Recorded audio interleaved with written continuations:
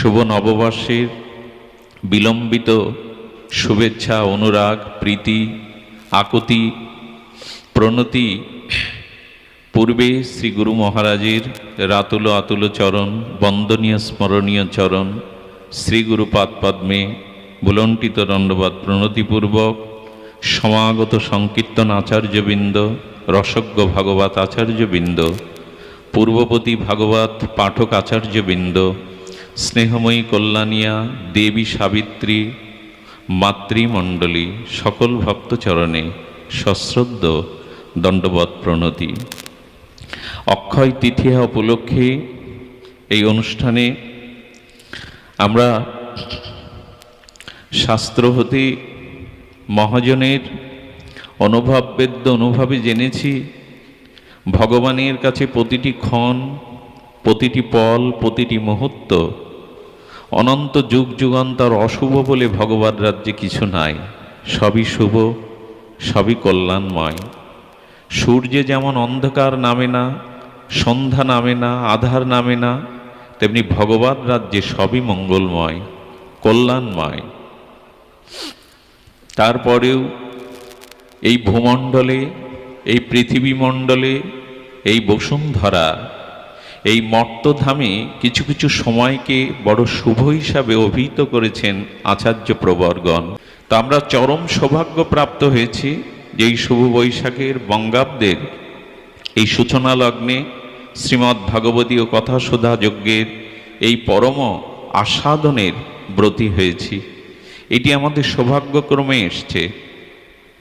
আর জগতে অক্ষয় বলতে তাই, অক্ষয় তিথি। কথা বলছে কারা? এই যে ভেতরে ভেতরে কথা বলতে নিষেধ করুন। ভেতরে অক্ষয় কাকে বলে? যে বস্তুর কখনো ক্ষয় বা লয় নাই তাকে বলে অক্ষয়। কি সেটি? কোন বস্তুর ক্ষয়, লয়, বিনাশ, উৎপত্তি, স্থিতি, বিনাশ নাই? কোন বস্তুর ত্রৈকালিক সত্য আছে? সেটি একমাত্র আছে ভক্তি, ভক্ত আর ভগবানই অক্ষয়, আর কোনো কিছু অক্ষয় নয়। জগতে ভক্তি, ভগবান এবং ভজন এটিই হলো অক্ষয়। এই বস্তুধর্মী অনন্ত বিশ্বব্রহ্মাণ্ডের দৃশ্যমান যা কিছু, সব কিছু নশ্বর, সব কিছু ক্ষয়ধর্মী, বিনাশশীল, অনিত্য। একমাত্র শ্রী ভগবান সচ্চিদানন্দ বিগ্রহ এবং ভগবানের একান্ত অনুরাগী শুদ্ধ ভক্ত আর ভগবানের বিশুদ্ধ ভজন, এটিই হলো অক্ষয়। যেমন মাটির নিচে কোনো বস্তু আর সুরক্ষিত রাখলে সেটা বিনাশপ্রাপ্ত হয়, মাটিটাকে গ্রাস করে নেয়। কিন্তু সুবর্ণ সোনা যদি শত শত বছর ধরে মাটির নিচে থাকে, মাটি গ্রাস করতে পারে না। তেমনি ভক্তি, ভগবান আর ভজনই হলো অক্ষয়, যা অনন্ত বিশ্বব্রহ্মাণ্ড প্রলয় হলে যার ক্ষয় নাই। এই যে এখন হরিকথা শ্রবণ কীর্তন হচ্ছে, এটি অক্ষয়। এই যে সাধু সঙ্গ হচ্ছে, ভাগবত শ্রবণ কীর্তন হচ্ছে, এটি হলো অক্ষয়। এইটি ক্ষয়শীল নয়, বিনাশশীল নয়। এই জন্য অক্ষয় হলো ভজন, অক্ষয় হলো ভগবানের ভক্তি, অক্ষয় হলো শুধু সাধু সঙ্গ। সেই অক্ষয় তৃতীয়ার আর এই কেশব ব্রতের পুত পবিত্র মাসে আজ আমরা শ্রবণ করব ভগবানের একটি প্রশ্ন দিয়ে। গীতাকার অখণ্ড পরদত্ত ভগবান শ্রীকৃষ্ণ অর্জুনকে সমস্ত গীতার দিব্য চিন্ময় বাণী শ্রবণ করিয়ে এই প্রশ্নটি করছেন শেষে এসে। এই প্রশ্নের উপরে আজকের আলোচনা। কশ্চিৎ দেতং শ্রুতং পার্থ। কি অদ্ভুত দেখুন, রহস্যময়। পুরো গীতা অলৌকিক চিন্ময় বাণী শ্রবণ করাবার পরে ভগবান জিজ্ঞাসা করছেন, অর্জুন তুমি শুনেছ তো? আচ্ছা, আমি 2 ঘন্টা প্রবচন করার পরে আমি যদি জিজ্ঞাসা করি আপনাদের শুনেছেন তো? কশ্চিৎ দেতং শ্রুতং পার্থ। আমার দিব্য গুণগাথা, গুণাবলী, অচিন্তনীয় যে বাণী, এটা তুমি শুনেছে তো? পুরো গীতা আলোচনার পরে প্রশ্ন করছে, কশ্চিৎ দেতং শ্রুতং পার্থ, শুনেছ তো? ভগবান আবার বললেন, তোয়া একাগ্রহেণ চেতসা, আর যদি শুনেও থাকো একাগ্র চিত্তে শুনেছ তো। তয়া একাগ্রহেণ চেতসা, তুমি একাগ্রহ চিত্তে শ্রবণ করেছে তো, মনোনিবিষ্ট পূর্বক শ্রবণ করেছে তো। এ যেন খুব যশস্বী ডাক্তার রোগীকে ওষুধ প্রয়োগের পর জিজ্ঞাসা করছে, ওষুধটা পেয়েছে তো, ওষুধটা সেবন করেছে তো। এবার প্রশ্ন করা হয়, ওষুধ পেয়ে তোমার রোগ নিরাময় হয়েছে তো?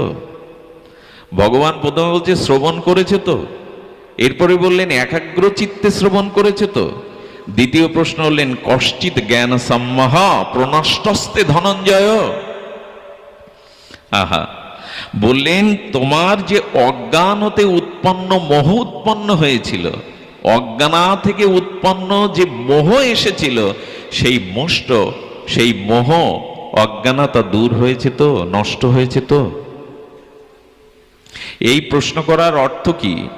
এটি জিজ্ঞাসা আনার তত্ত্ব কি? তত্ত্ব হলো, দেখুন এখানে বেশি আসা যাওয়া করা যাবে না, এই তত্ত্ব হলো কি?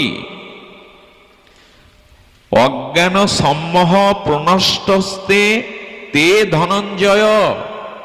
অজ্ঞানতার দ্বারা, অজ্ঞানতা ধর্মের দ্বারা তোমার ভিতরে যে মোহ উৎপন্ন হয়েছিল, আত্মীয়র প্রতি মোহ, এই যে মোহ, এটি তোমার প্রনষ্টস্তে ধনঞ্জয়, নষ্ট হয়েছে তো, প্রকৃষ্ট রূপে নষ্ট হয়েছে তো। এখন আমরাও যদি এই প্রশ্নের সূত্র ধরে আপনাদের কাছে প্রশ্ন করি, কতদিন তো সাধুসঙ্গ হলো, কতদিন তো মহতম নির্গলিত হরিকথা শ্রবণ কীর্তন হলো, যদি এই প্রশ্ন আমরা এখানে ব্যাসাসন থেকে করি, তো এতদিন সাধুসঙ্গ হরিকথা শুনে আমাদের রোগ ধরা পড়েছে তো, কি আমার প্রকৃত রোগ বোঝা যায় মা? এতদিন হরিকথা শ্রবণ করে সাধু সমাগমে গিয়ে আমি আমার নিজের রোগটা চিনতে পেরেছি তো, আমার রোগ কি? আপনারা পেরেছেন হয়তো, আমি পারিনি। প্রশ্নটা এই জন্য আমাকে দিয়েই হোক, এতদিন সাধুসঙ্গ করে হরিকথা শ্রবণ কীর্তন করেও আমরা রোগ নিরাময় করতে পারিনি। যারা পেরেছেন তারা তো ধন্যাতি ধন্য, তারা প্রসন্ন গণ্য মান্য, তাদের জীবনে প্রশস্তি, শান্তি, রতি মতি ভক্তি প্রীতি এসেছে। কিন্তু যারা এতদিন সৎসঙ্গ করেও নিজের রোগটা নির্ণয় করতে পারেনি, রোগটা কি? কোন রোগের কারণেই আমি জন্ম মৃত্যু জরাব্যাধি অভিশাপে ভুগছি পুনঃ পুনঃ? একবার মাতৃগর্ভে আসছি, আবার জন্ম নিচ্ছি, আবার মরছি, আবার আসছি, পুনরপি জননম পুনরপি মরণম পুনরপি জননী জঠরে শয়নম। এই যে বারবার জন্ম মৃত্যু চক্রে কর্মফলের নিদারুণ অভিশাপ ভোগ করছি, মূল রোগ কি ধরা পড়ল? সেই মূল রোগ হলো এই, দেখুন মূল রোগটা হলো এই যে আমরা যদি বিবেকের দর্পণ সামনে আনি, কিসের দর্পণ মা, কিসের দর্পণ বললাম? বিবেক বা বিচারের দর্পণ যদি আনি, দেখব আমরা কেউ অত্যান্তিক অখণ্ড সুখী নই। যদি বিবেক বা বিচারের দর্পণ সামনে আনি, তাহলে আমাদের উপলব্ধি হবে আমরা কেউ অত্যান্তিক সুখী নই। দুঃখ আছে আমাদের, যন্ত্রণা আছে, অভিশাপ আছে, জন্ম মৃত্যু জরাব্যাধি আছে। বিবেকের দর্পণে, বিচারের দর্পণে আমরা এটা যদি দেখি, আচ্ছা প্রশ্ন হলো দুঃখটা কেন, অভিশাপ কেন, জন্ম মৃত্যু চক্রের নিদারুণ কর্মফল কেন? বিবেকের আয়নায়, বিচারের আয়নাতে দর্পণে দেখলে বুঝবো যে দুঃখ আছে, সবার হৃদয়টা ত্রিতাপদগ্ধিত জ্বালায় জ্বলছে। এই জ্বলছে, এর কারণ কি? ভাগবত শাস্ত্র বলছেন, ঋষি যোগী মুনি অনুভবীজন বলছেন, এই অশান্তি, এই যন্ত্রণা, এইটি সৃষ্টি হয়েছে তোমার অজ্ঞানতা থেকে। এবং আরো বললেন, তোমার জীবনে যে ত্রিতাপদগ্ধিত ভবমহা দাবাগ্নি আগুন জ্বলছে অশান্তির, এর জন্য অন্য কেউ দায়ী না। আমার ঘরে কেউ আগুন দিল, যিনি অগ্নিটা সংযোগ করলেন দায়ী তো তিনি, আততায়ী তো তিনি। কিন্তু আমার জীবনে যে কর্মফলের জন্ম মৃত্যু জরা ব্যাধির অভিশাপের তিতাব দগ্ধিত জ্বালা জ্বলছে, অগ্নি জ্বলছে, এর জন্য দায়ী কেউ না, দায়ী আমি।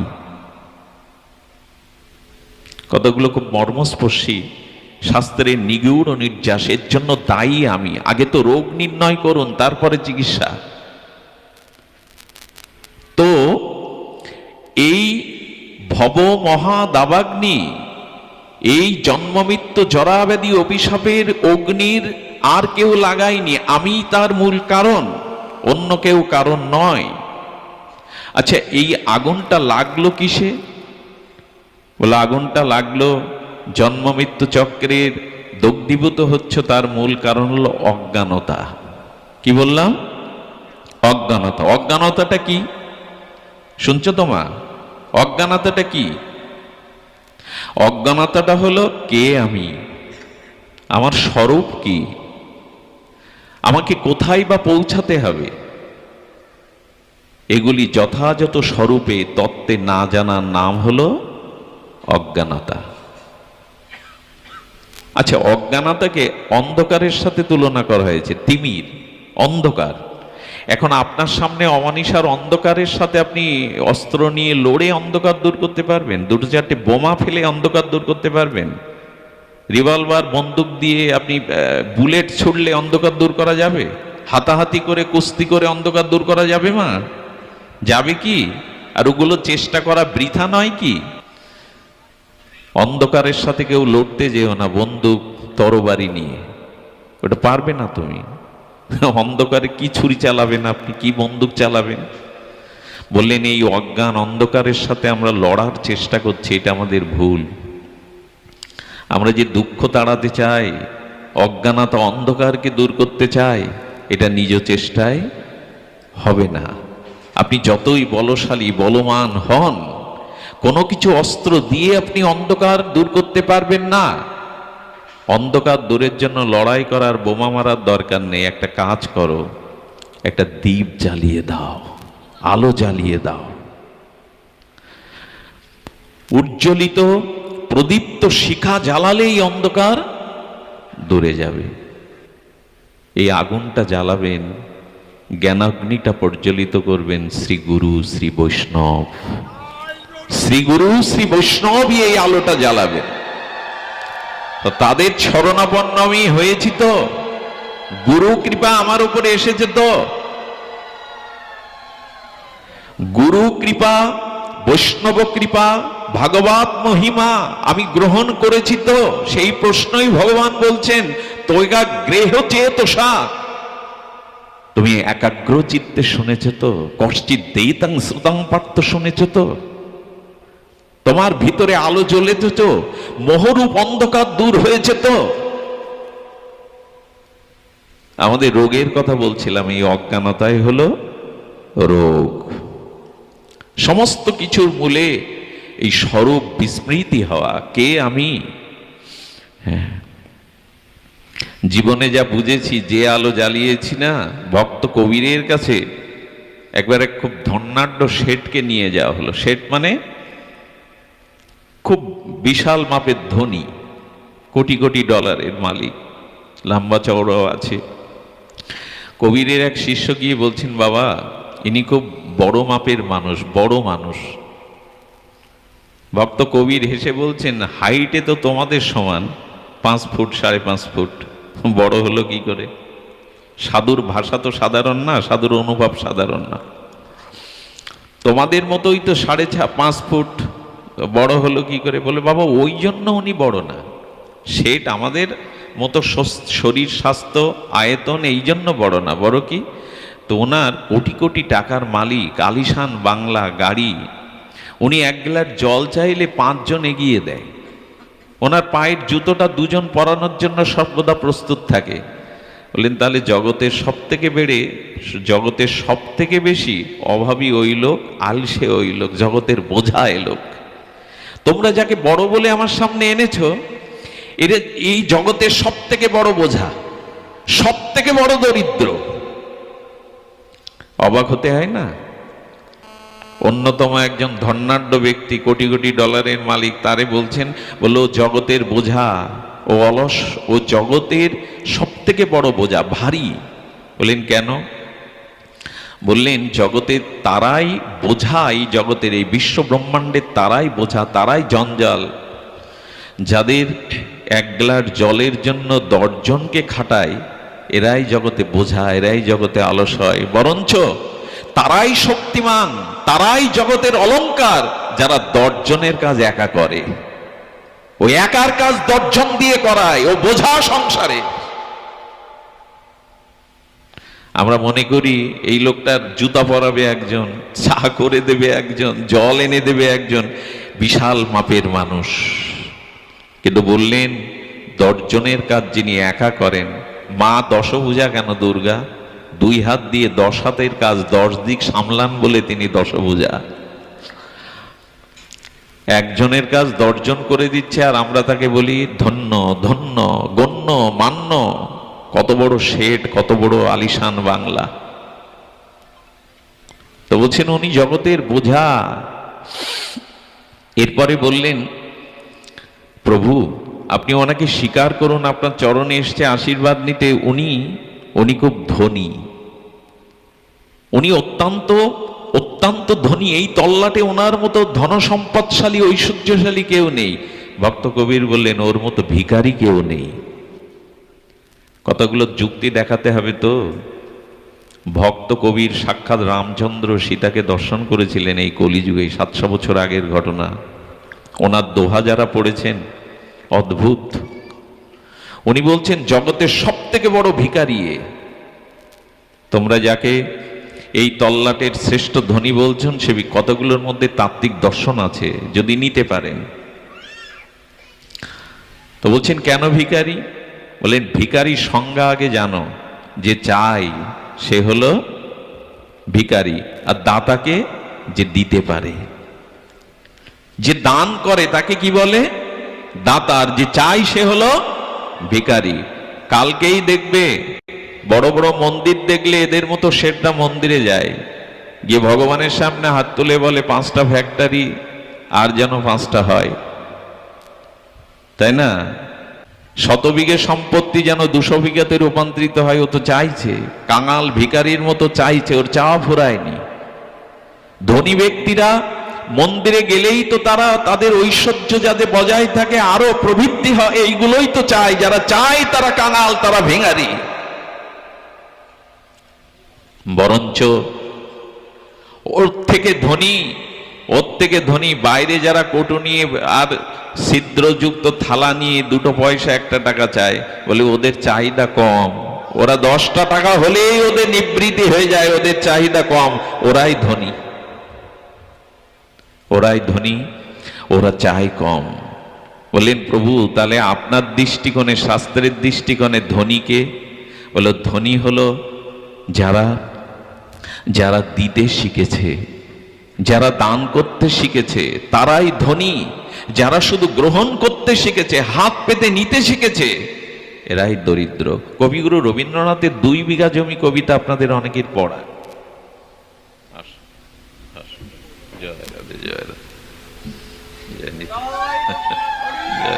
দাঁড়াও দাঁড়াও দাঁড়াও দাঁড়াও।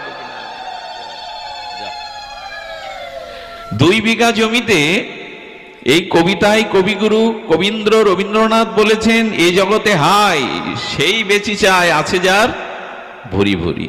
কি বললেন? এই জগতে হাই সেই বেশি চায় আছে যার ভরি ভরি। কাঙালের সমস্ত ধনীর হস্ত করে চুরি। হ্যাঁ, তো যারা চাইছে তারাই তো বললেন প্রভু তাহলে ধনীকে? বলে ধনী যারা দিতে জানে, ধনী যারা দিতে জানে। ওই শেঠের চোখে জল এসে গিয়েছিল আস্তে। উনি অস্তিত্ব, উনি তত্ত্ব অনুভব করতে পেরেছিলেন, চরণে লুটিয়ে পড়েছিলেন। সত্যই আজ আমার অজ্ঞান আধার দূর হলো। আপনি প্রকৃতই সদ্গুরু, আপনার চরণে আমাকে স্থান দিন, এই জগতে সব থেকে বড় কাঙাল আমি, সব থেকে বড় ভিখারি আমি, আমাকে করুণা করুন। এই হলো মোহ নষ্ট হওয়া, এই হলো চেতনা ফিরে আসা। সাধুসঙ্গ আমরা করছি, কিন্তু মূল রোগের কথা বলে ফেললাম, এটা হলো অজ্ঞানতাই হলো আমাদের মূল রোগ। আচ্ছা, সেটা গেছে তো? এতদিনের সাধুসঙ্গ, এতদিনের হরিকথা, এতদিনের প্রবচনে আমার মূল রোগ গেছে তো? গোবিন্দ এই জন্য কশ্চিৎ জ্ঞান সম্মোহ প্রনষ্টস্তে দে তে ধনঞ্জয়, তোমার অজ্ঞানত রূপ যে মোহ, এটা নষ্ট হয়েছে তো? আমাদের কাছে জিজ্ঞাসা করলে কি বলবেন? সাক্ষাৎ গীতায় তো জিজ্ঞাসা করছেন, কি উত্তর দেব আমরা? বলবো নষ্ট মোহ স্মৃতিলব্ধা করিষ্যে বচনাং তব। হ্যাঁ প্রভু, আমার মোহ নষ্ট হয়েছে, আমি তোমার আজ্ঞা পালনের জন্য সর্বদা প্রস্তুত। একথা বলতে পারি না, একথা আমরা বলতে পারি না। এই জন্য রোগ আমাদের কি জানেন? আমি গতকাল প্রবচনে এটা আস্বাদন দিয়েছিলাম আমাদের যশোরের এক জায়গায়। সেটি প্রসঙ্গটা হলো এই, আপনি যখন ধ্যান করেন তখন আপনি ধ্যানী, আপনি যখন পূজা করেন তখন আপনি পূজারী, আপনি যখন কীর্তন করেন তখন আপনি কীর্তনীয়, আপনি যখন শ্রবণ করেন তখন আপনি শ্রোতা, আপনি যখন সৎসঙ্গ করেন তখন আপনি সৎসঙ্গী। এই তো। আচ্ছা, এর বাইরে, পূজার বাইরে, ধ্যানের বাইরে, কীর্তনের বাইরে, পাঠের বাইরে, সাধুসঙ্গের বাইরে এই ভাবটা থাকে তো? পূজার সময় আপনি পূজারী, পূজার শেষে আপনি পূজারী থাকেন তো? ধ্যানের সময় আপনি ধ্যানী, ধ্যান বাদে অন্য ব্যবহারিক সময় আপনি ধ্যানী তো?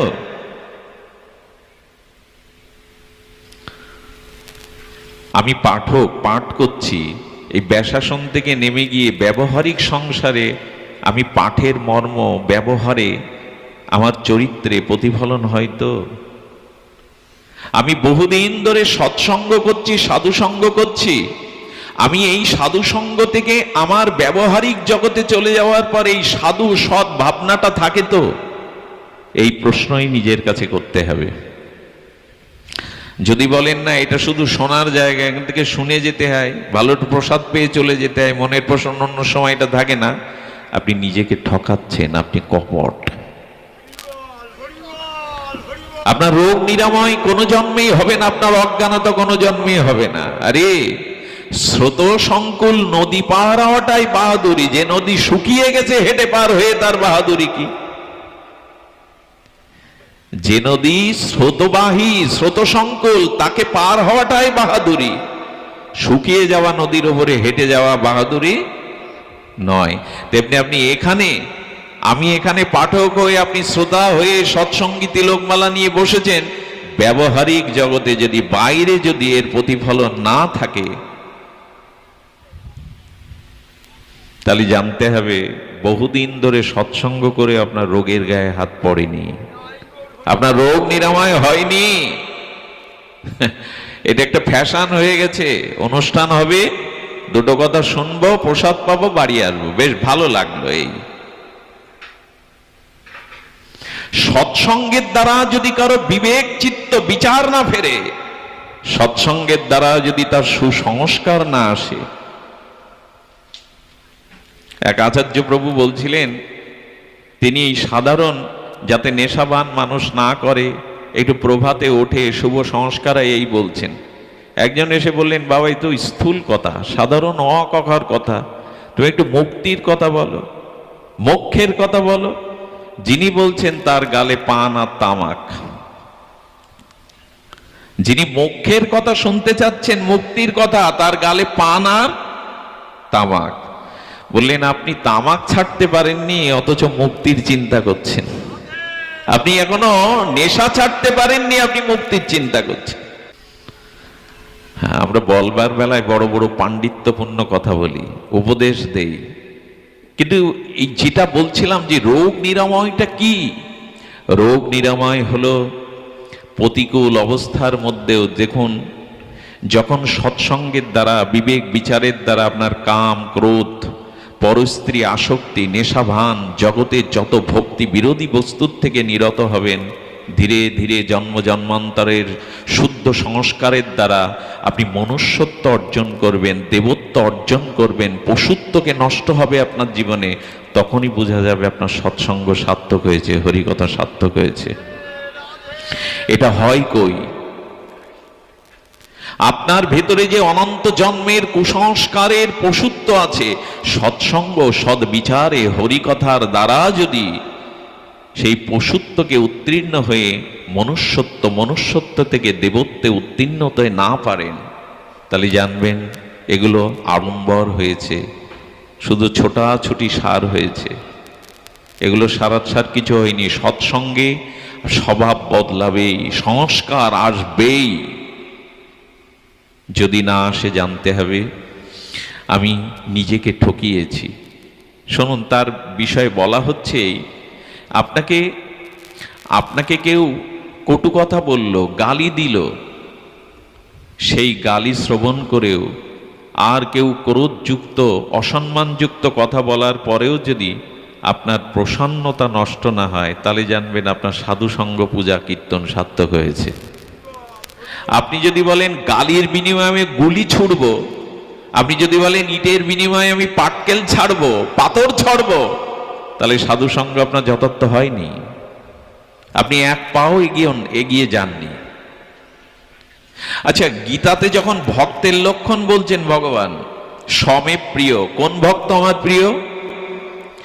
এখানে একবারও ভগবান বললেন যার দাদা সঙ্গে তিলক আছে, যার তুলসীর মালা আছে, গলে মালা আছে, যার ওড়না বস্তু আছে, সেই ভক্তই আমার প্রিয়, এরকম বলেছেন? কি বলেছেন লক্ষণে? শীত উষ্ণে সুসুখ দুঃখে সুসমসঙ্গ বিবর্জিতা, তুল্লা নিন্দা স্তুতি মৌনী সন্তুষ্ট তো যেন কেন চিত। মান অপমানে, সুখ দুঃখে, শীত গ্রীষ্মে যখন আমার ভাব, যার ভিতরে সমভাব বিরাজ করে, জানবে সমে ভক্ত মে প্রিয়, সেই ভক্তই আমার। এখানে মালা তিলকের কথা আসেনি, এখানে বাহ্যিক কোনো লক্ষণের কথা।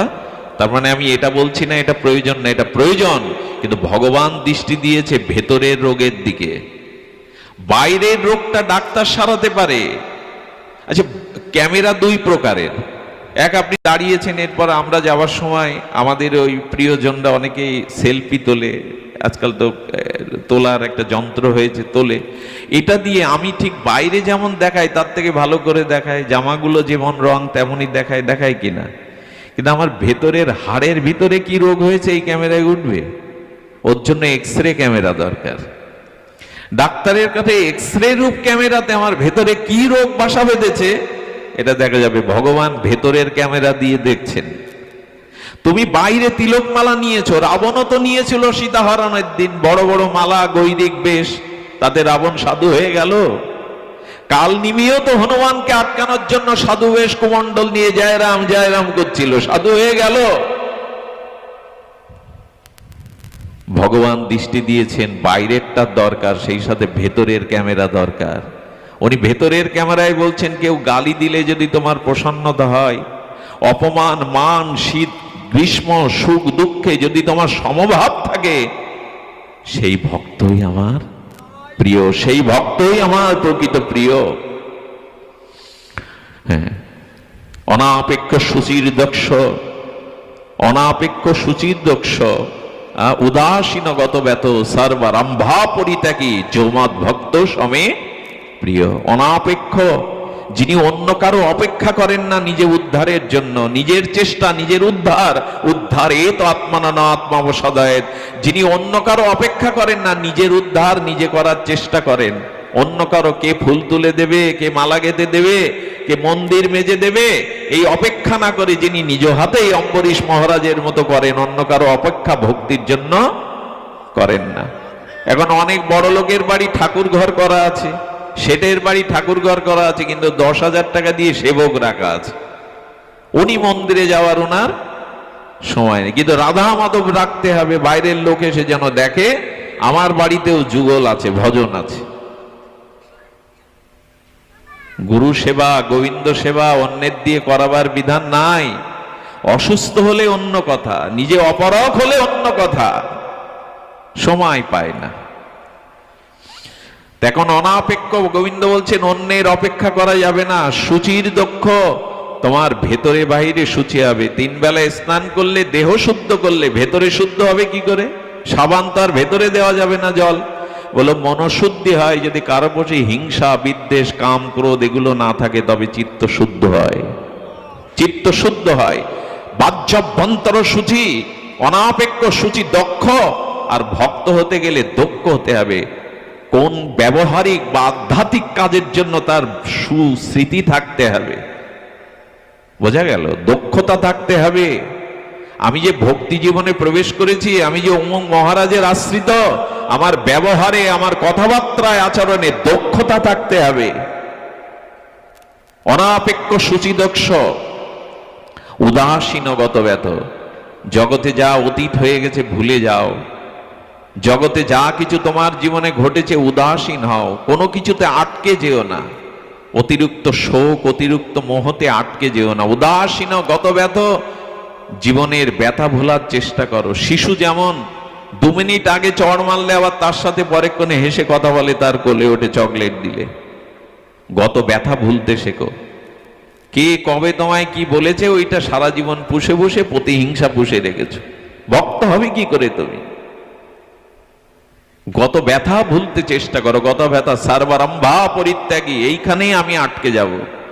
সর্বারম্ভা পরিত্যাগী মানে নিজের কর্মফলে, নিজের চেষ্টায়, ধন সম্পত্তি, স্ত্রী পুত্র যা পেয়েছে ওতে সন্তুষ্ট থাকো। নতুন করে আর বাড়াতে যেও না, নতুন করে কিছু আর আরম্ভ করতে যেও না। যা হয়েছে ওতেই এখন বাকি সময়টুকু ভজনে দাও, সাধু সঙ্গে দাও, আর বাড়াতে চেষ্টা করো না। এই হলো ভক্তের লক্ষণ। সুখে দুঃখে, মানে অপমানে, শীত গ্রীষ্মে ভক্তের লক্ষণ। আচ্ছা, এই জন্য আগে আমার যতটা ক্রোধ ছিল, আগে যতটা কাম কামনা দেহাবেশ ছিল, আগে সংসারের প্রতি যতটা আসক্তি ছিল, এগুলি কমানোই হলো সাধু সঙ্গের ফসল। যদি না কমে তো জানবেন আপনি নিজেকে বঞ্চনা করেছেন। সাধু সঙ্গে সে মূল রোগ সারাতে পারেননি। আচ্ছা, রোগ সারাবার, আচ্ছা ভৃগু পরীক্ষা করতে গেল কার কাছে? মুনি ঋষিরা বসেছিলেন যে উপাস্য তত্ত্বকে কার উপাসনা করব। ব্রহ্মার পুত্র মানস পুত্র ভৃগু এসে বললেন আমাকে কিছুটা সময় দিন, আমি জানাচ্ছি কার উপাসনা করতে হবে। ব্রহ্মার কাছে গিয়ে পিতাকে প্রণাম করলেন না। ব্রহ্মা বলছেন পুত্র হয়ে ব্রহ্মালোকে এসে আমাকে সম্মান করলি না, যা বেরিয়ে যা, তিরস্কার করে বের করে দিলেন। ভগবান শিব যেই আলিঙ্গন করতে আসছে, তুমিও শঙ্কাসনের উপাসক গুরু ভাই, এসো গলে লাগিয়ে নে, বলেই ছুঁয়ো না, ছুঁয়ে না। চিতাভস্য মাখা হাড় মালা তোমার গলে, শিব নিন্দা করতে শুরু করলো। শিব ত্রিশূল তুলল। ভৃগু চিন্তা করলেন এমন এক জায়গায় যাচ্ছে, এই জায়গায় প্রণাম তো করবো না, গালিয়েও দেবে না, এর থেকে বড় কিছু করব। এ দেখুন ভক্তি কাকে বলে, সিদ্ধান্ত কাকে বলে। এবার নারায়ণের কাছে যাচ্ছে, ব্রহ্মাকে প্রণাম করলেন না, রুষ্ট হলেন। ভগবান শিবকে একটু নিন্দা করলেন, হাড়, চিতাভস্য মাখা, গলায় সাপ, তাতে তিনি ত্রিশূল তুললেন। এবার যে জায়গায় যাচ্ছেন শ্রীমান নারায়ণের কাছে বৈকুণ্ঠে, বললেন এইখানে কি পরীক্ষা করতে হবে ওটা ভৃগু জানে, তত্ত্বজ্ঞ ভৃত। ভৃগু ঘুমান্ত লক্ষ্মী দেবীর কোলে আর ঘুমান্ত নারায়ণের বুকে জোরে গিয়ে স্বঘাতে একটা লাথি মেরে দিলেন। আচ্ছা, এই লাথিটা শিবের মুখে যদি বাঁধতেন বা ব্রহ্মার বুকে, উনি জানতেন এখানে মারলে আমাকে ভস্মই করে দেবে ভগবান শিব। উনি জানতেন এইখানে লাথিটা মারলে শিব আমাকে ভস্ম করে দেবে। ঘুমন্ত ভগবানের বুকেই লাথি মেরে দিল। যে তোমাকে ইট মারছে তুমি তাকে পাথর ছুড়বে, কিসের ভক্তি তোমার? যে তোমায় গালি দিল বিনিময়ে তাকে গুলি মারলে, তো কিসের ভক্তি তোমার? কি সৎসঙ্গ করেছো তুমি? এই দেখো সৎসঙ্গ কাকে বলে। বুকে লাথি মেরে দিলেন ভৃগু। শ্রীমান নারায়ণ উঠে হাত জোড় করেছে। শিবের কাছে কিন্তু এটা মানাতো না, কোন জায়গায় কি করতে হবে এটাও জানা চাই। ভগবান শিবকে এটা করলে উনি ভস্ম করেই দিতেন। ভগবান নারায়ণ উঠে শুধু একটা কথা বলেছিলেন, আমি অপরাধী, তোমাকে অভ্যর্থনা করতে পারিনি। আমার বুক পাষাণের থেকে কঠিন, তোমার চরণ ফুলের মতো কমল, ব্যথা লেগেছে। ভৃগুর আর শব্দ নাই, চোখ দিয়ে দরদর করে প্রেমশ্রু বইছে।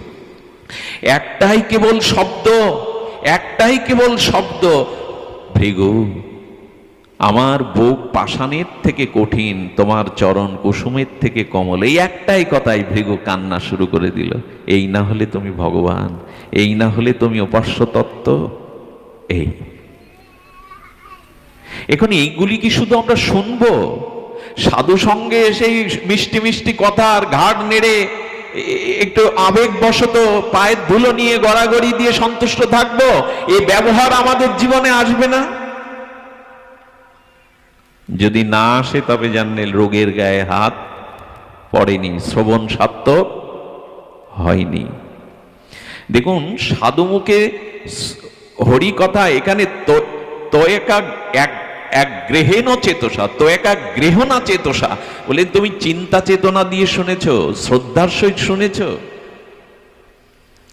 শ্রদ্ধা না থাকলে না এই পথে এসে কেউ কিছু পাবে না। দরকার শ্রদ্ধা। এটা গীতার মহাবাণীতে বারবার বলা হচ্ছে, শ্রদ্ধাবান লভিত জ্ঞানাম তৎপরে সংযতেন্দ্রিয় জ্ঞানাং লব্ধা পরাং শান্তি অচিরেনা অধিগচ্ছতি। তুমি অচিরেই যদি পরম শান্তি পেতে চাও, তোমার মূল বস্তু হলো শ্রদ্ধা। শ্রদ্ধার দৃষ্টান্ত এসেছে, শ্রদ্ধার দৃষ্টান্তটা শুনুন। এক মহাত্মা ভারতের এক প্রত্যন্ত অঞ্চলে ভাগবত প্রবচন করতে গেছেন। তো তিনি ছিলেন মহাত্মা ভজনানন্দী। তার শব্দাবলীর মধ্যে ভজন অনুভূতির রস ছিল, অনুভূতি ছিল। তো সকলে মোহিত হয়েছে, অনেকেই দীক্ষা নিয়েছেন, আর প্রবচনের ভক্ত সংখ্যাও বাড়তে লাগলো। শেষের দিন তিনি হাত জোর করে বললেন, আপনারা এই ভাগবত শ্রবণ করে সাধুসঙ্গের দ্বারা আজ প্রতিজ্ঞা করুন, প্রতিজ্ঞা করুন ব্রতপূর্বক, যারা নেশা করেন, যাদের কুঅভ্যাস আছে, তারা একটা অন্তত কুঅভ্যাস, একটা অন্তত পতিত কর্ম থেকে বিরত হবেন। আপনারা আজ প্রতিজ্ঞাপূর্বক এটা ব্রত করুন। তার প্রবচনে, তার সঙ্গ মহিমায়, তার অনুভূতির দ্বারা হৃদয় বিগলিত হয়ে বহু মানুষ প্রতিজ্ঞা করলো, পর স্ত্রীর প্রতি আর আমি আসক্তি রাখবো না, কি আমি নেশা ছেড়ে দেব, তাস পিটাবো না। এক একজন এক একটা করল। যাদের বলল, যারা ভগবানের নাম শুরু করেননি, তারা প্রতিজ্ঞাপূর্বক ব্রত বলুন যে 8 মালা আপনারা 16 মালা জপ করবেন। অনেকেই করলো, কিন্তু ওই গ্রামের সব থেকে যে ধনী, সব থেকে যে বড় শেঠ বা শিল্পপতি, সে আসেনি। সবাই ধরল, বাবা আপনার অনুভূতি, আপনার প্রবচন, আপনার প্রজ্ঞা আমাদের হৃদয় বিগলিত করেছে। কত পাষাণ্ড ব্যক্তিও সৎ প্রতিজ্ঞা করেছে হরিনামের, অসৎবৃত্তি পরিত্যাগের। বাবা উনাকে যদি আপনি একটু করুণা করতেন, তাহলে ওনার দ্বারা এই গ্রামের বহুত কল্যাণ হতো। বলে আমি তো যেতে পারি না, ওনাকে এখানে আনো। তো এখন এমন একজন আচার্য, তিনি যদি আহ্বান করেন, উপেক্ষা করবেন কি? শেঠ এসে দাঁড়িয়েছে। দাঁড়ানোর পরে বললেন, দেখুন আপনি আমাকে যতই উপদেশ দিন, আমি হরিনাম ভজন সাধনগুলো আমার করবার অবসর নেই, রুচিও নেই। আর আপনি অন্য কিছু বলুন, ভজন বাদে। কি বলছেন কথাটি? ভজন বাদে আপনি অন্য কথা বলুন। উনি বললেন, বাবু আমি তোমাকে ভজনের কথা বলবো না, অন্য কথাই বলছি, তবে তোমাকে একটু প্রতিজ্ঞা করতে হবে, এটা তোমার সামর্থ্যে আছে, তুমি পারবে। প্রতিজ্ঞা করলেন। প্রতিজ্ঞা হলো, আচ্ছা তোমার বাড়ি কে বাস, বাড়ির সামনে কার বাড়ি? বলে একটা কুমোরের বাড়ি। কুমোর মানে যারা মাটির বস্তু মৃৎশিল্পী যারা। তো বললেন, আচ্ছা তুমি এক কাজ করো, তুমি সকালবেলা উঠে জল গ্রহণের আগে, অন্ন গ্রহণের আগে একবার ওই কুমোরের মুখটা দেখবে। কুমোরের মুখ না দেখে তুমি জল গ্রহণটা, এটা সম্ভব কি তোমার জীবনে? এতে ভজন নেই কিছু। বললেন, হ্যাঁ এটা বলতে পারেন, কারণ ও ডাকলেই তো আমার সামনে আসবে, ওর মুখ দেখে না হয় 1 গ্লাস জল খাবো। দীর্ঘ 10 বছর এই অভ্যাসটাও রেখেছে।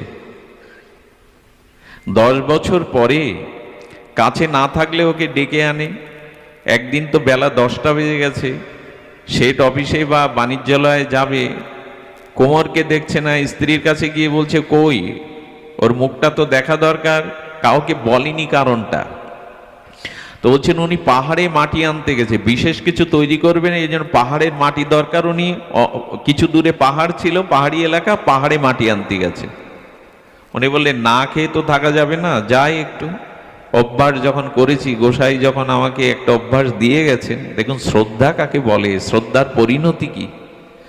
পাহাড়ে ওই কুমোর কি করেছেন, মাটি খুঁড়তে খুঁড়তে খুঁড়তে খুঁড়তে আর বড় দুটো ভাণ্ডের মধ্যে হীরা আর মুক্তা পেয়ে গেছে।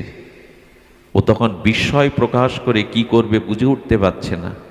আমার সামনে এই সুরক্ষিত মণিমুক্তা দুই ভাণ্ড, ও চারিদিকে তাকাচ্ছে, কেউ দেখলেই তো ওকে মেরে দেবে।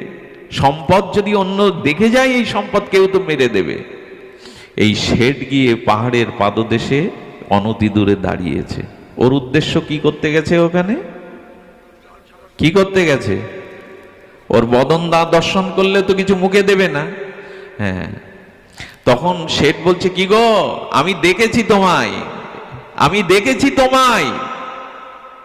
সর্বনাশ, ইনি তো দেখেই ফেলেছেন। দেখেছি মানে ওই কথা যদি উচ্চারণ করে কি বোঝায়?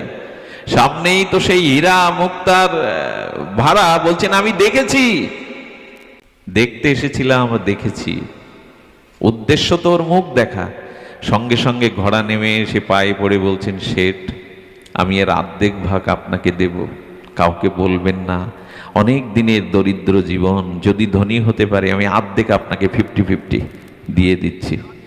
মুক্তাগুলো যখন সামনে দিয়েছে, বিস্ময় প্রকাশ করে এই প্রথম তার চোখে জল এলো। ওই সাধুর কথা মনে পড়ল। উনি ভজন বাদে আমাকে একটা নিয়ম দিয়েছিলেন যে আমি কোমরের মুখ দেখে যেন জল স্পর্শ করি, আর সাধু বাক্য আমি নিষ্ঠার সহিত পালন করে আজ মুখ দেখতে গিয়ে আমি হীরা মুক্তার মুখ দেখলাম, যে সম্পদ আমার ভাণ্ডারেও নেই। আমি যদি এই প্রতিজ্ঞা না করে এই করতাম, সকালে উঠে আমি শ্রী গুরুদেবের বদন দেখবো, রাধা মাধবের বদন দেখবো, আমি ভগবান পেয়ে যেতাম, ভগবান পেয়ে যেতাম। এই জন্য আমাদের উচিত হলো একটা সৎ সংকল্প, দৃঢ়তা, শ্রদ্ধার সহিত ধারণ করা। কিন্তু আজ সব নষ্ট হতে বসেছে। আমরা শরীরের রোগটা দেখছি, আমাদের মনের রোগটা দেখছি না। মনের রোগটা আমরা সারাবার চেষ্টাও করছি না। দেখুন, সব থেকে বড় কথা হলো, আমার সামনে কেউ দুতলা বাড়ি করলে আমার মনে হয় আমি আর একতলা বেশি করলে সেটাই শোভা পায় কিনা। ও যে জামা গায়ে দিয়েছে তার থেকে উন্নত বস্তু যদি আমি পরিধান করতে পারি, আমার সার্থক। ও যে টাকার বস্তু ক্রয় করে তার থেকে যদি আমি একটু ভালো গাড়ি কিনতে পারি, এই প্রতিযোগিতা জগতে এখনো শুরু হয়েছে। কিন্তু এই প্রতিযোগিতা হয়নি, উনি সাধু, আমি কেন ওর থেকে বড় সাধু হব না? উনি সৎ, আমি কেন ওর থেকে বড় সৎ হব না? এই প্রতিযোগিতা কার মধ্যে নাই। প্রতিযোগিতা ওর 2 তলা তো আমার 4 তলা হতেই হবে।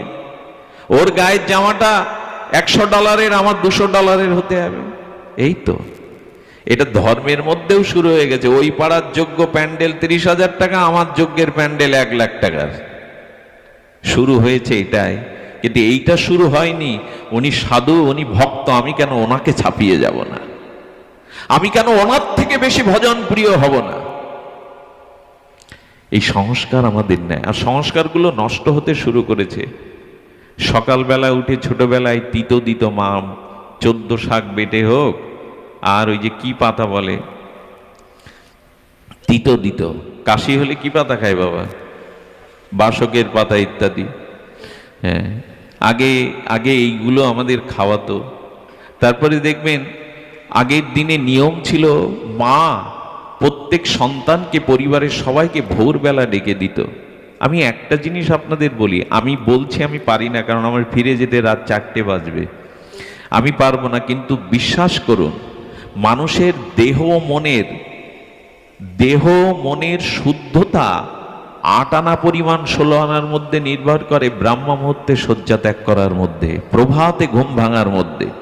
কিন্তু বর্তমান কালচারটা, ঘরে টিভি এসছে, যন্ত্র এসছে, নেট এসছে, যে কারণে মানুষ অধিক রাত জেগে ভোরবেলা এখন কেউ ওঠে না। জীবনের প্রথম কুসংস্কারটা, অশুভ সংস্কারটা ঢুকেছে আমাদের এইখান থেকেই। এখন বেলায় 8টায় ঘুম থেকে না উঠলে আমি কিসের বড় লোক, কিসের শিক্ষিত লোক, কিসের সংস্কার লোক? এই। আর যেখানে সকালবেলা উঠে মা একটু তিতো মুখে দিত, এখন হয়েছে ওটা চা আর কফি। এই শুরু হলো।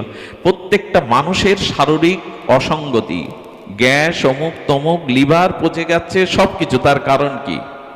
সকালবেলা উঠেই চা আর চা। গাছে গাছে কাকের কার কার, বাবুদের চার চা। ভগবানের নামও নাই, প্রভাতে উঠাও নাই, ভগবানের চরণামৃত একটু প্রসাদও নাই, চা খাও। আচ্ছা, এরপরে কি হতো? আগে বাইরের খাবার মানুষ কম খেত, তাই না? বাইরে গেলে মানুষ, এখনো ভক্তরা এটা ধরে রাখে, আর বাইরে যদিও যেত নজর থাকতো তাদের কোন দিকে? ফলের দোকানে, নাকি? একটু জুস, ফলের একটু, যেটা আঙুর ফল, এইগুলো। এখন দেখবেন বর্তমান ছেলেদের, বিশেষ করে যুবক যুবতী বা বর্তমান প্রজন্মের, যেই ফলের দোকান থেকে বক্তব্য হলো ঠান্ডা খাই চল। কি বলে ওরে? ঠান্ডা হোক, ঠান্ডা হোক, ঠান্ডা খাওয়ার দলে। এগুলো খেলে ভালো থাকে কিছু? সব সংস্কারটাই কুসংস্কারে ভরে গেছে। তারপরে একথা না বলাই ভালো, ঢুকে গেছে বহু কিছু। নেট জগৎ বলুন, টিভি জগৎ বলুন, ইন্টারনেট বলুন, টিভি বলুন, সব কিছু সংস্কারটাই নষ্ট হয়ে গেছে। হিন্দু পাড়া দিয়ে মাঝে মাঝে যায়, গিয়ে দেখি সন্ধ্যাবেলা মায়েরা টিভি চালিয়ে দিয়েছে, জোর করে টিভি চালিয়ে দিয়ে, শঙ্করধ্বনিও নাই, খোলকত্তাল, খোল বাদ দিন, একটা করতাল দিয়ে হরিনাম নাই। সন্ধ্যাবেলা হিন্দুর ঘরে টিভি চলে, সেই ঘরে সে শান্তির প্রত্যাশা করে, দেবতার আশীর্বাদ প্রত্যাশা করে। টিভি দেখতে নিষেধ নেই, কিন্তু ভরা সন্ধ্যাবেলায় শঙ্করধ্বনি, মঙ্গল ধ্বনি, অন্তত নিতাই গৌরের নামটাতে একবার উচ্চারণ হবে, সেটা নাই, সেটা নাই, সেখানে টিভি চলছে।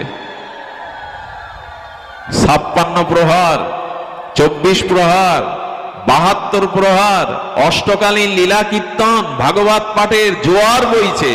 ফলাফলটা কি? রোগ কোথায় সারল আমাদের? ভক্তি কোথায়? শুভ সংস্কার কোথায় আমাদের? এই জন্য শাস্ত্র বারবার সাবধান করেছেন, শাস্ত্র বারবার বলেছেন যে না, সাধু সঙ্গ করে রোগ নির্ণয় করো। কি তোমার রোগ, কি তোমার কুসংস্কার? অনাদিকালের এই কুসংস্কার থেকে আমাদের মুক্তির জন্য প্রয়োজন যেটা, সেই প্রয়োজন তত্ত্বই আমরা সামান্য একটু আস্বাদন করব। অনেকটা এই কথা বলতে ভালো লাগে না, কিন্তু এইখান থেকেই আমাদের একটা উত্তরণের চেষ্টা বিবিধভাবে দরকার। ঘরে অশান্তি দূর করার জন্য তান্ত্রিকের কাছে যাবেন না। তোমার ঘরের দোয়ার পশ্চিম দিকে ফেরা, ওটা পূর্ব দিকে করো, এইসব করে লাভ হবে না। তোমার লাল রংটা চেঞ্জ করে নীল করো, এইসবে কিছু হবে না। যা কিছু হবে শুদ্ধ ভক্তির দ্বারা, ভগবানের ভজনের দ্বারা, ভজনের দ্বারাই হবে। ভজনের দ্বারাই বিশ্ববন্দিত পাবন পদরেণু, দৈন্যের মূর্তিমন্ত বিগ্রহ, কেশিঘাট উপকণ্ঠে আমাদের প্রাতঃস্মরণীয় বন্দনীয় চরণ ছিল মুরারি মোহন দাস বাবাজি মহারাজ। এই বিশ্ববরেণ্য, বিশ্বপতিত পাবন উদ্ধারণ, উনি বারবার বলতেন, হাতে পাথর রেখে কি করবে? হাতে যে রেখা আছে, গ্রহদোষ আছে, হাততালি দিয়ে নাম করলে ওই রেখাই বদলে যাবে, সমস্ত অমঙ্গল দূর হয়ে যাবে। হাততালি দিয়ে হরি নাম করো, হাততালি দিয়ে হরি নাম করো, নিতাই চাঁদের নাম করো, গৌর বলো। বারবার বলতেন, বারবার বলতেন। আর যাকে খুব ভালোবাসতেন একটু আড়ালে নিয়ে বলতেন, কারো মনে আঘাত দেবে না, অন্যের সেবা নেওয়ার থেকে অন্যের সেবা বেশি করে করবে। এই মহামন্ত্রগুলো দিয়ে গেছেন ভক্তদের মধ্যে। তো আজ আমরা শ্রী গুরুবাক্যের সংস্কারে, ভাগবত সংস্কারে আমরা অনুকরণ প্রিয় হয়ে গেছি এই জগতের সংস্কারের দ্বারা। এই জন্য আমাদের উচিত হলো শুদ্ধ, ওই যে বললাম, আধারের সাথে যুদ্ধ করে আপনি পারবেন না। যদি যুদ্ধই করতে হয়, ওখানে আলো জ্বালান। ওইখানে আলো জ্বালাবার সাথে সাথে আর আমাদের কি হবে? আলো যেই জ্বালবেন, আলো জ্বালাবার সাথে সাথে অন্ধকার দূর হবে। এটা একমাত্র শ্রী গুরু মহারাজই পারে। শ্রী গুরু করুণাই পারে আমাদেরকে এই স্থান থেকে উত্তরণ করতে, এই সংস্কার থেকে উত্তরণ করতে। আপনাদের কি বলবো, হাওড়াতে একবার এক মহাত্মা এসেছিলেন বৃন্দাবনে। তো যখন এসেছেন, যখন সেই মহাত্মা এসেছেন, মহাত্মা আসার পরে বললেন, বাবা একে একটু কৃপা করতে পারেন? বলেন, ওর এক হাতে মদ থাকে সন্ধ্যাবেলায়, আর ঢুলে ঢুলে রাস্তায় পড়ে থাকে। সেই মদ করে সে বাবা বাবা করে গুরু মহারাজের চরণে উনি সেই মহাত্মার চরণে এসে বললেন, বাবা আমাকে দীক্ষা দেবে? বাবার কি একটা করুণা হলো, এমন করুণা হলো, বলল ওকে স্নান করিয়ে একটু তিলক করে একটা ধুতি পরিয়ে দিত, আমি এখনই দীক্ষা দেব। দীক্ষা দেওয়ার পরে ঘরে দরজা বন্ধ করলেন, খুব করুণার দৃষ্টিতে চেয়ে বললেন, কি কি করিস কো অভ্যাস আমায় বল। বল বাবা প্রতিদিন সন্ধ্যা 1 বোতল লাগে, আমার ডান হাতে থাকে ওটা, পর স্ত্রীর প্রতি আমার আসক্তি আছে। বাবা মাথায় হাত দিয়ে বললেন, কাল থেকে 2 হাতে 2 বোতল নিবি, পর স্ত্রীর প্রতি একজনের আসক্তি থাকলে আরো বাড়াতে পারিস, তবে শোন 1 সপ্তাহের মধ্যে আমার এই মন্ত্র, আমার এই তপস্যা সাধনা যদি তোকে ফেরাতে না পারে, তবে তবে তুই আমার কাছে আর আসিস না। কি হলো জানেন? 5 দিনের মাথায় এই গুরু শক্তি, মন্ত্র শক্তি, শ্রীগুরুর আশীর্বাদ এমন করলো, এসে হাঁড়ি কুড়ি আমিষপত্র ফেলে দিয়ে বাজার থেকে ছোট হাঁড়ি নিয়ে আলু সিদ্ধ করে তিলক নিয়ে নগরে কীর্তন করতে শুরু করে দিল 5 দিনের মাথায়। 5 দিনের মাথায় মন্ত্রের শক্তি এটাই, সদ্গুরুদেবের শক্তি এটাই। এনারা পারেন, এনারা পারেন, এনাদের সেই প্রজ্ঞা আছে, সেই করুণা আছে, শ্রীগুরু করুণা। দেখুন করুণাটা এই শুদ্ধ মহতের কৃপা চাই, গৌর দাসের কৃপা চাই, আমার নিতাই গৌরের দাসানুদাসের শুদ্ধ ভজনানন্দী মহতের করুণা চাই। মহতের করুণা হলে তো হয়, সাধু কৃপা হলে। বিল্বমঙ্গলের কথা মনে আছে? বিল্বমঙ্গল চলেছে, ব্রজের উদ্দেশ্যে চলেছে, সেই পতিতা চিন্তার মোহে এতটা মোহগ্রস্ত হয়েছিল, চিন্তা তাকে বৈষ্ণব বেশে কাঁধে ঝুলি তুলে দিয়ে বলল, যাও ব্রজে যাও। কিন্তু স্বভাব কি আর তাড়াতাড়ি যায়? এক স্নানরত রমণীকে দেখে তার কাম জেগে গেল।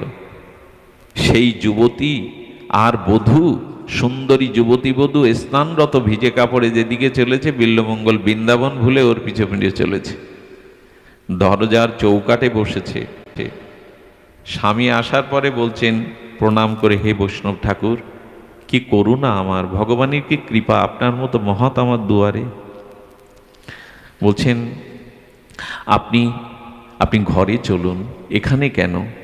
আপনি সেবা করুন। বললেন সেবাও করব না, ঘরেও যাব না, আমি যেতে পারি, তোমাদের আশ্রয় সেবাও নিতে পারি, থাকতেও পারি, একটা সত্য আছে। এখন বিকালবেলা, রাতের মধ্যরাত্রে তোমার স্ত্রীকে পরিপাটি করে সাজিয়ে একাকে আমার শয়ন কুঠিরে পাঠাতে হবে, যদি রাজি থাকো আমি আতিথ্য গ্রহণ করতে রাজি। যে এরকম যদি কেউ বলে, তাকে কি ওখানে রাখবে সে স্বামী? উনি হঠাৎ করে গুরুদেবের মুখখানা চিন্তা করলেন, এরা শুদ্ধ ভক্ত তো। বললেন, প্রভু তুমি পরীক্ষার জন্য বৈষ্ণব পাঠিয়েছ আমার দুয়ারে, তবে আমি তোমার চরণাশ্রিত গুরুদেব, আমিও পিছপা হব না। বৈষ্ণবের দ্বারা কারো কোনো ক্ষতি হয়নি, এটা আমার জীবনের পরীক্ষা।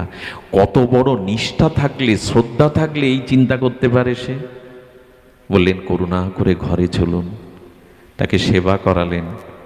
রাতে স্বামী স্ত্রী বলছেন, ওগো তুমি ভয় পেও না। স্বামী বলছে, স্ত্রী বলছে, না না, সাধুর প্রতি আমার বিশ্বাস আছে, সাধুই প্রকৃত কল্যাণ করতে পারে, এটা ওনার পরীক্ষা। বিল্বমঙ্গলের নয়ন মনে সেই কামনার উদগ্র বাসনা জেগেছে, ও হুতাসনে পতঙ্গ যেমন পুড়ে মরে। কিন্তু রমণীটি অন্ধকার ঘরের দরজা ঠেলে যখন ভেতরে এলেন দেবী বেশে, বিল্বমঙ্গলের চিত্তে তীর বিঁধে গেল। আমার মতো চরিত্রহীন ব্যক্তিকে রাতে যে স্বামী স্ত্রীকে পাঠাতে পারে, কত বড় তাদের সাধু বিশ্বাস, কত বড় সাধুর প্রতি তাদের বিশ্বাস, আর আমি এদের ক্ষতির চিন্তা করেছি।